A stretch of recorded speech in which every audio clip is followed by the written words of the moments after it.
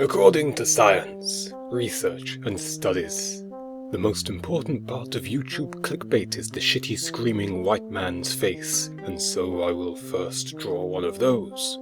The number one thing to do when drawing, apart from some other things, is to use reference. So here I have a bunch of pictures of screaming people who would probably look right at home on a shitty clickbait thumbnail. Facial expressions are not one of my strengths when it comes to drawing, so I'm happy to take this opportunity to get a little practice.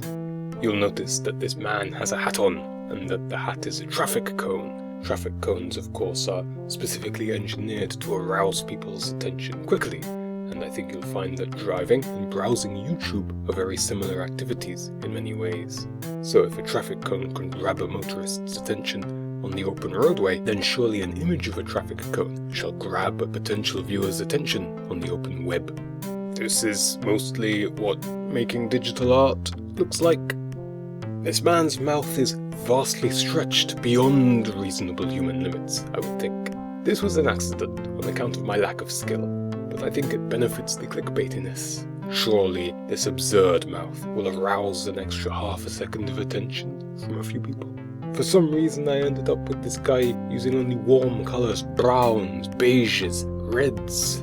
Contrast is a great way to draw attention to something, and so I make sure to add some non-warm colour, some blue rim light. Rim light is always cool anyway, so it's a great benefit all around. But what is this guy screaming at? In order to bait clicks, the only reasonable choice is something that tugs at the bowels of our evolutionary biology as humans. Snakes! However, I can't be bothered to draw a snake, so I instead plagiarized one. There you go, a snake. He will be called Nathaniel, and he gets his own iFunny logo. What a lucky snake. However, it's possible that people looking at this thumbnail might miss the snake. It's very small and inconveniently coloured and hard to see. Therefore I present this great innovation in visual design, the red arrow. This will point out the snake to those people with less than exceptional observational powers. I chose the colour red because it is also baked into the very loins of our evolutionary history. In ancient times, something being bright red signalled that something important was going on, whether that red was from blood most dire or from fruit most valuable. This isn't clickbait though, without an outright lie. So here, I'll throw the figure $1 million on screen as well. You might wonder what US here means. Am I inviting the viewer into a monetary cabal of the first person plural? No.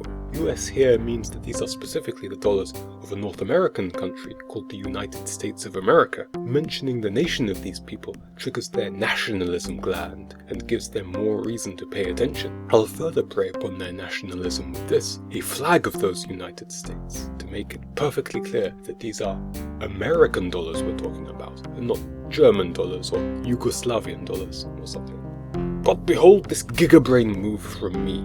This flag is in fact wrong. The reason for this is it will inspire vexillological enthusiasts to point out in the comments that it is wrong, and these comments will generate engagement, boosting the success of the video. Feel free to comment down below if you spot the incredibly subtle error in this flag. While you think about that, here's the final image. I'll just leave it on screen for a while and stop talking. After I mentioned that I also added the shadow behind Screaming Man to make him pop out more. There you go, that's the video. Remember to like, comment, and subscript.